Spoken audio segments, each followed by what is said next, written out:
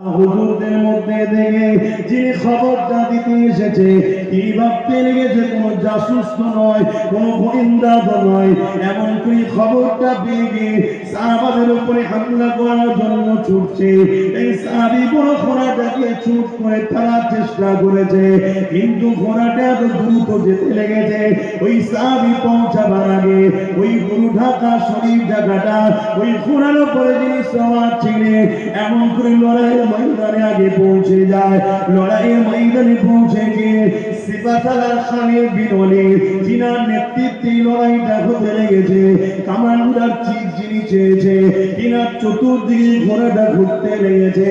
খালিদ বিন Walid বলতে লেগেছে, কে বাবা তুমি, কে তুমি এই ঘোড়ায় সওয়ার হয়ে আমার চতুর্দিকে তুমি ঘুরতে লেগেছো, নিজেকে পুরো ঢেকে রেখেছো, কে তুমি, চেহারা খানা দেখাও, তুমি কে বড় দুশ্মন পক্ষের কেউ নাকি? এই কথা হতে লেগেছে। কিন্তু ঘোড়ার উপরে যিনি সওয়ার হয়েছে উনি যেন কি একটা সুযোগ খুঁজতে লেগেছে, কি যেন একটা সুযোগ খুঁজতে লেগেছে।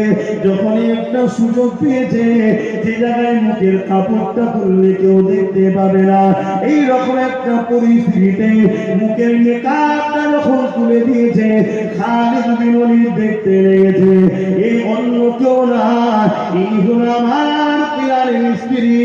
খালিদ বিন ওলীদ দেখতে লেগেছে, জোরে বলুন সুবহান। এই যুবকেরা খালিদ বিন ওলীদ বলতে লেগেছে, আমার পিয়ারের স্ত্রী, কি বাবা এই লড়াইয়ের ময়দানে আপনি জানো? ওই সময় স্ত্রী বলতে লেগেছে, মদিনার জমিনে ঘোষণা দেওয়া হয়েছে, এমন করে সাহাবা হুজুররা ঘিরে যেতে লেগেছে। আমি চিন্তা করতে লাগলাম, আল্লাহ সাইফুল্লাহ, আল্লাহ তরওয়ার যাকে বলা হয়, ওই খালিদ বিন ওলীদ আমার স্বামী যিনি, তিনার নেতৃত্বে লড়াই হতে লেগেছে। এই লড়াই কি করে হারতে পারে? কি এমন কমজোরি রয়েছে? আমি চতুর্দিকে ঘরে তালাশ করতে করতে এই টুপিটা পেলাম, টুপিটা এলাম, একটা টুপি স্ত্রী স্বামীকে দিল। খালিদ বিন ওলীদ টুপিটা নিল, মাথা পাগড়ি খুলে টুপিটা পরে নিয়ে পাগড়ি খাড়া পেলে বিসমিল্লাহ আল্লাহু আকবার বলে জালিমদের মোকাবেলায় ঝাঁপিয়ে পড়ল।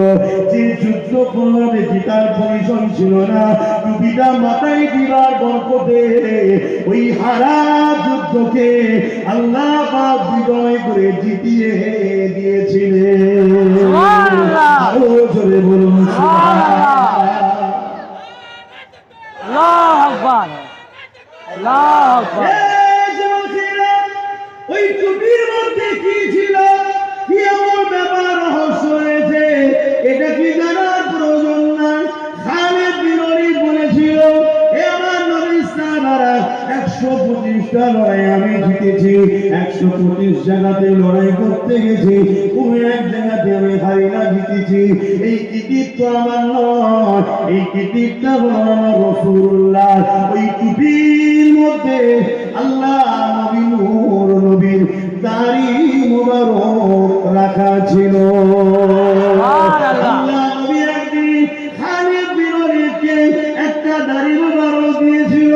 ওই দাড়িটারে খালিদ বিন ওলীদ ওই টুপির মধ্যে যত্ন করে সেলাই করে রেখে দিয়েছিল।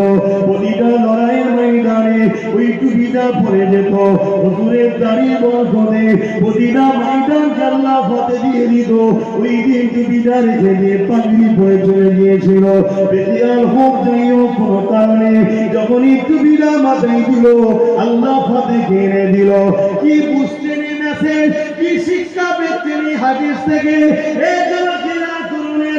আল্লাহ নবীর সঙ্গে নিসবত তৈরি করো, নবী পাকের সঙ্গে মুহাব্বতের সম্পর্ক করো, নবী পাককে প্রিয় করো, নবীর দিনকে বাঁচানোর জন্য সংগ্রাম করো, নবীর দিনকে আগে যাওয়ার চেষ্টা করো। নবীর দিনের দুশমন যে হবে সে তোমার ঘরের সন্তান যদি হয় তার সঙ্গে কখনো সম্পর্ক হতে পারে না। আজকে বড় দুঃখ লাগে, বড় বড় মুফতি দাবিদার, বড় বড় আলেম দাবিদার, বড় বড় ব্যবসায়ের দাবিদার, বড় বড় ইমাম দাবিদার, প্রকাশ্য মুশরিক কাফির যারা এমন করে ক্ষমতার জোরে আমার নবীর মাদ্রাসাগুলোকে বিরান করে দিচ্ছে, আল্লাহ ঘরগুলোকে শেষ করে দিচ্ছে, অথচ এরা দুনিয়া জমিনে তাদের বিরুদ্ধে মুখ না খুলে তাদেরই দালালি করতে লেগেছে। মনে রাখবেন, এই যে উলামা দিয়ে বাদশাহীর দালালি করা, এই যে মুফতি দিয়ে রাজত্বের দালালি করা, এই যে আলেম দিয়ে পীর সাহেব দিয়ে রাজাদের দালালি করা, এটা নতুন নয়, নতুন নয়। ভারতের ছবির একটা রাজা ছিল, যার নাম হলো আকবর। এই যুবকেরা আকবর আমার নবীর দিনকে মিটাতে চেয়েছিল।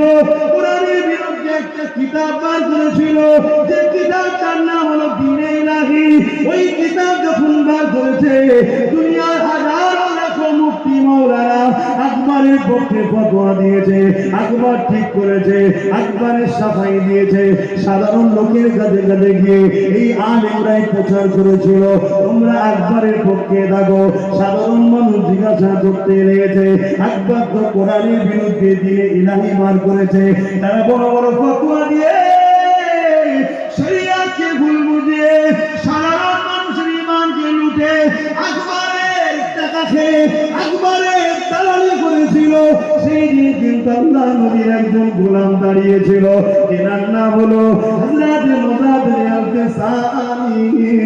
তিনি দাঁড়িয়ে গিয়ে বলেছিল, এ ভারতের মানুষেরা, এ ভারতের মুসলিম সম্প্রদায়েরা, এ ভারতের ইমানদারেরা, আকবর রাজা হতে পারে, কোটি কোটি টাকা দিয়ে আলেম মুফতি মাওলানা পুষে দিয়ে তাদের দ্বারা নবীর দ্বীনের বিরুদ্ধে ফতোয়া জারি করে নিরীহ মানুষের ঈমানকে লুটতে লেগেছে। কিন্তু আমি মুজাদ্দিদ আল-ফিসানি একা হতে পারে, কিন্তু এই ফতোয়াকে মেনে নিতে পারি না। আকবরের বিরুদ্ধে আমাকে সংগ্রাম করতে হবে। এই মুজাদ্দিদ আল-ফিসানি আকবরের বিরুদ্ধে ফতোয়া জারি করলো।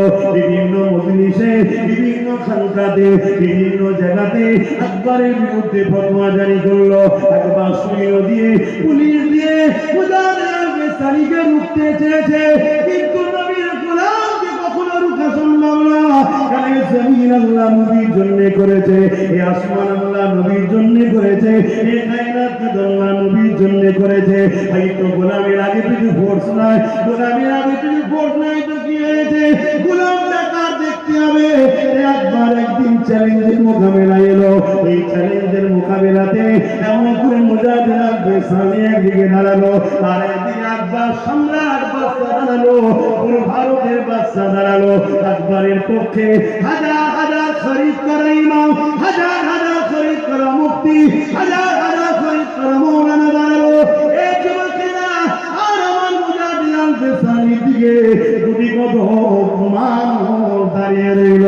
কারণ আকবরের সাথে পাওয়ার রয়েছে, আকবরের মিলিটারি রয়েছে, আকবরের ফোর্স রয়েছে। এই জন্য সবাই আকবরের ক্ষমতা করে দিল। আর মুজাদ্দিদ আল-ফিসানির দিকে গুটি কত মানুষ দাঁড়িয়ে রয়ে গেল। আমার মুজাদ্দিদ আল-ফিসানি আল্লাহ কাছে হাত তুলে বলতে লাগলেন, আল্লাহ এই লড়াইয়ে আপনার সাহায্য চাই। আল্লাহ সাহায্য শুরু করে দিলে, বিশাল তুফান শুরু করে দিলে। ওই তুফানে আকবরের পক্ষে যত মুফতি মাওলানা আলেম ইমাম ছিল এবং আকবর সহ সবাইকে আল্লাহ তুলে নিয়ে যে জাহান্নামে নিক্ষেপ করে দিল। কিন্তু মুজাদ্দিদ আল-ফিসানিকে আল্লাহ কামিয়াবি দিল, সেদিনও কামিয়াবি দিয়েছে। আজ 700 বছর হয়ে গেছে, আজও মুজাদ্দিদ আল-ফিসানির জন্য কোটি কোটি কোটি কোটি বাপ মা ভাই বোন আজও দিবানা হয়ে আছে। আরো জোরে বলুন সুবহানাল্লাহ। আল্লাহু আকবার, আল্লাহু আকবার। হে আমার যুবকেরা, কামিয়াবি রাসূলের কদমে, কামিয়াবি নবীর গোলামিতে